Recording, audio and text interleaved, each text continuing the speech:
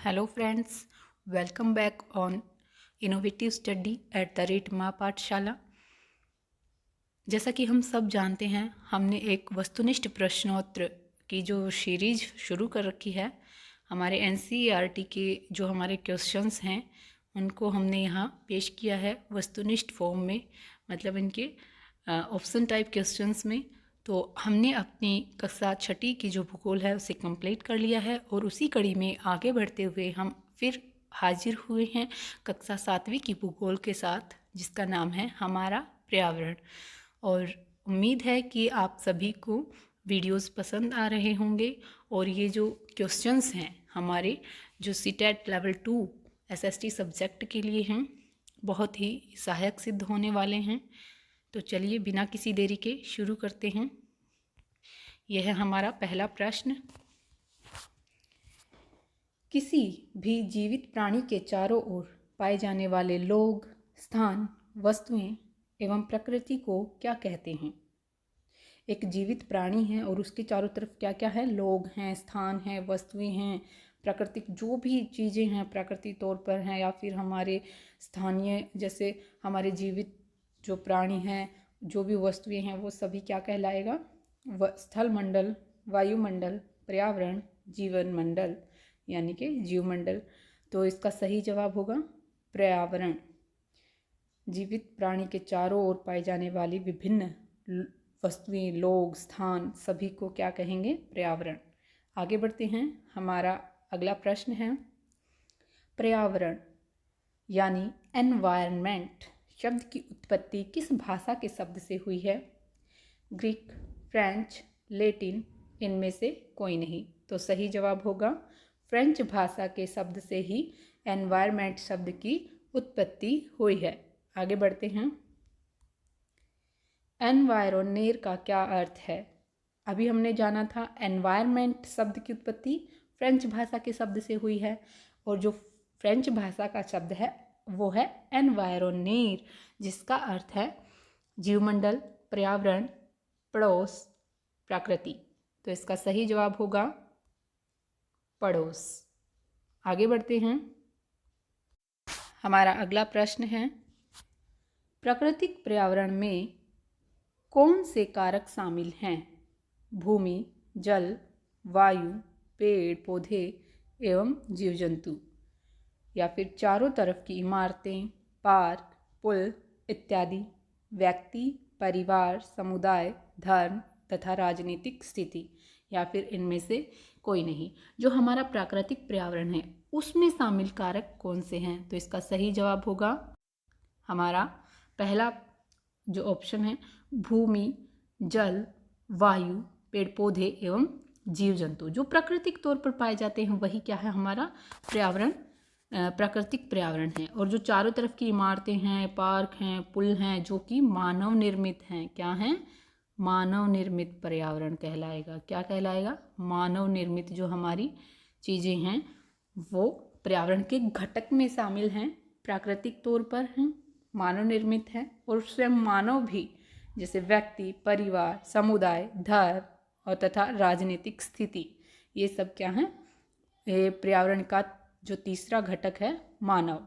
एक हमारा पहला घटक हो गया प्राकृतिक पर्यावरण, दूसरा हमारा हो गया मानव निर्मित पर्यावरण और तीसरा स्वयं मानव।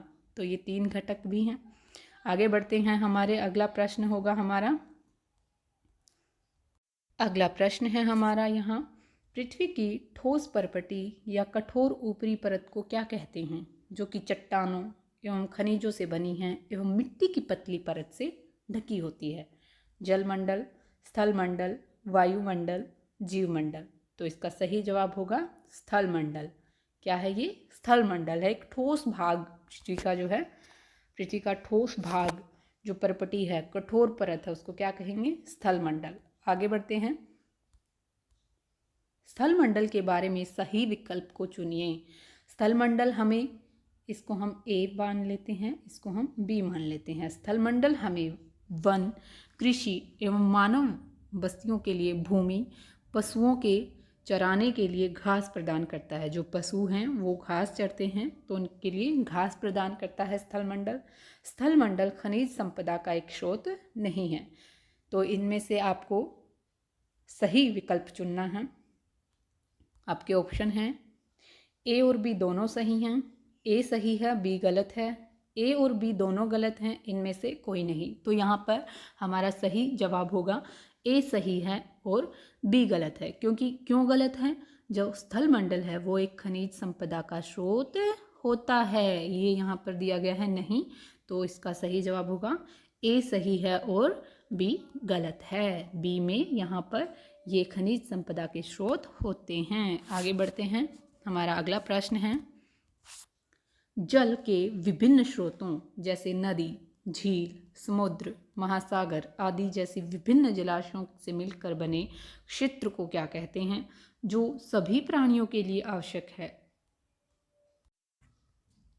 यहाँ इसको क्या कहेंगे? स्थल मंडल, जल मंडल, वायुमंडल, जीवमंडल। तो इसका सही जवाब होगा जल मंडल।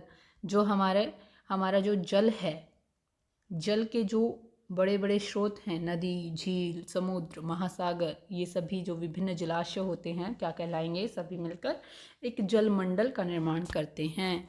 आगे बढ़ते हैं। पृथ्वी के चारों ओर फैली वायु की पतली परत को क्या कहा जाता है? हमारी पृथ्वी है और पृथ्वी के चारों ओर क्या है? पतली फैली हुई एक वायु की परत है, उसे क्या कहेंगे? जलमंडल। हमने जान लिया जलमंडल किसे कहेंगे, वायुमंडल या फिर स्थल मंडल, या इनमें से कोई नहीं। तो इसका सही जवाब होगा वायु से संबंधित है, सीधी सी बात है, वायुमंडल, जो कि पतली परत एक हमारी पृथ्वी को चारों ओर से घेरे हुए है। आगे बढ़ते हैं। सत्य कथन चुनिए। पृथ्वी का गुरुत्वाकर्षण बल अपने चारों ओर के जलमंडल को थामे रखता है।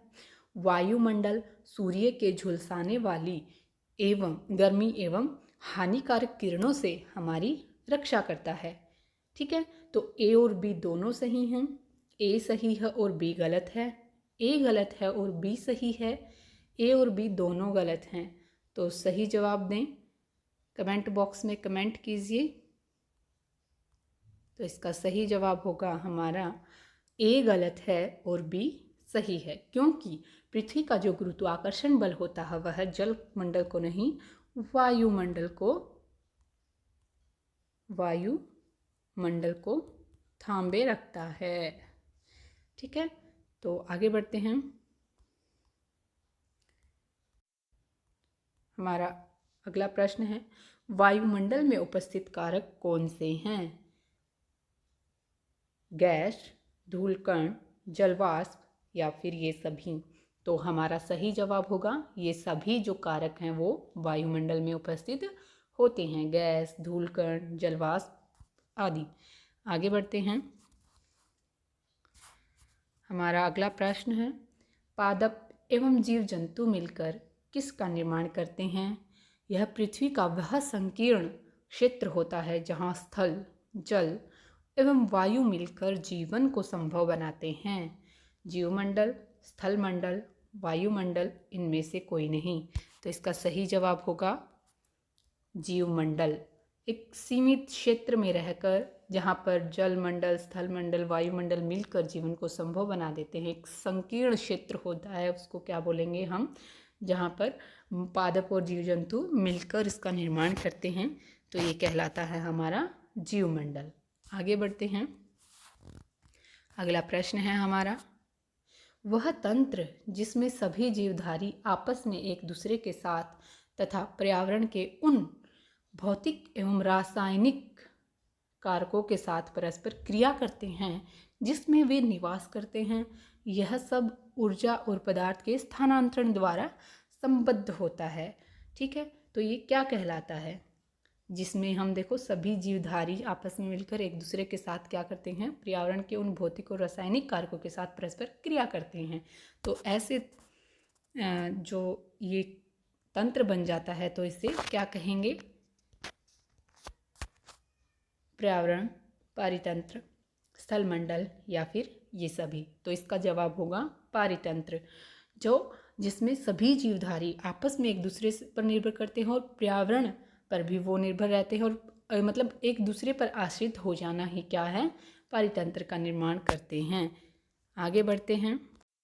अगला प्रश्न है हमारा, वह तंत्र अगला प्रश्न है हमारा, विश्व पर्यावरण दिवस कब मनाया जाता है? 7 जून को, 5 जून को, 6 जून को या फिर 4 जून को? हम सब जानते हैं विश्व पर्यावरण दिवस जो है हमारा 5 जून को मनाया जाता है। अगला प्रश्न है हमारा, वस्तु विनिमय पद्धति क्या होती है? रुपये में वस्तुओं को खरीदना, वस्तु की अदला बदली करना, पर्यावरण एवं मानव जीवन के बीच का संबंध, इनमें से कोई नहीं। वस्तु विनिमय, तो इसका सही जवाब होगा वस्तुओं की अदला बदली। मान लो कि हमारे पास एक वस्तु है और दूसरी लोगों के पास कोई वस्तु है जिसकी हमें ज़रूरत है और जिसकी उनको ज़रूरत है, वो ज़्यादा हमारे पास है और कुछ चीज़ें ज़्यादा उनके पास है, तो हम उनसे ये चीज़ें उनको दे के यहाँ से उनके वाली चीज़ों को हम ले लेते हैं। तो वस्तु का जो अदला बदली करते हैं उसे वस्तु विनिमय पद्धति कहा जाता है। आगे बढ़ते हैं।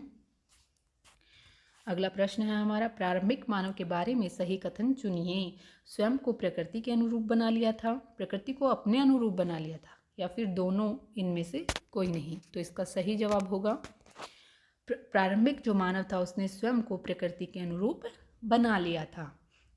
ठीक है, आगे बढ़ते हैं। जो प्रारंभिक मानव है जब स्वयं को प्रकृति के अनुरूप बनाकर जीवन जी रहा था तो उसका जीवन कैसा था? हमने अभी पढ़ा कि उसने अपने आप को प्रकृति के अनुरूप बना लिया, तो उसका जीवन उससे किस तरीके से प्रभावित हुआ यहाँ हमें बताना है। उसका जीवन कठिन हो गया, सरल हो गया, कभी कभी कठिनाइयाँ आई तो कभी कभी सरल हुआ, इनमें से कोई नहीं। तो इसका सही जवाब होगा ये सरल बन गया था, क्योंकि प्रकृति से हम जितना छेड़छाड़ करते हैं वो हमें एक रूप में वो उल्टा हमें मिलता है, वो एक लौटा देती है हमें प्रकृति जो है। कई बार प्राकृतिक आपदाएं हो जाती हैं, महामारियां हो जाती हैं, तो इस प्रकार हमें उसका मिल जाता है वापस, अगर हम प्रकृति के साथ छेड़छाड़ करते हैं तो। इसलिए जो प्रारंभिक मानव था उसने स्वयं को प्रकृति के अनुरूप बनाकर जीवन को सरल बना लिया था। आगे बढ़ते हैं। हमारा प्रश्न है, डैश से बड़े पैमाने पर उत्पादन प्रारंभ हो गया था? परिवहन की गति तेज होने से, प्रकृति जो प्राकृतिक पर्यावरण है परिवर्तन है उसमें, प्राकृतिक जो पर्यावरण था हमारा उसमें परिवर्तन होने से, या फिर औद्योगिक क्रांति होने से, इनमें से कोई नहीं। तो इसका सही जवाब होगा औद्योगिक क्रांति होने से जो है बड़े पैमाने पर उत्पादन प्रारंभ हो गया था। अगला प्रश्न है हमारा, इनमें से कौन सा पर्यावरण के लिए खतरा है? पादप वृद्धि, जनसंख्या वृद्धि, फसल वृद्धि, इनमें से कोई नहीं। तो इसका सही जवाब होगा जो पर्यावरण के लिए खतरा है। देखिए, पौधों की वृद्धि से नहीं होगा हमें खतरा, जनसंख्या वृद्धि से हमें जो है हमारे पर्यावरण को खतरा होगा। इस प्रकार इसका सही जवाब होगा जनसंख्या वृद्धि।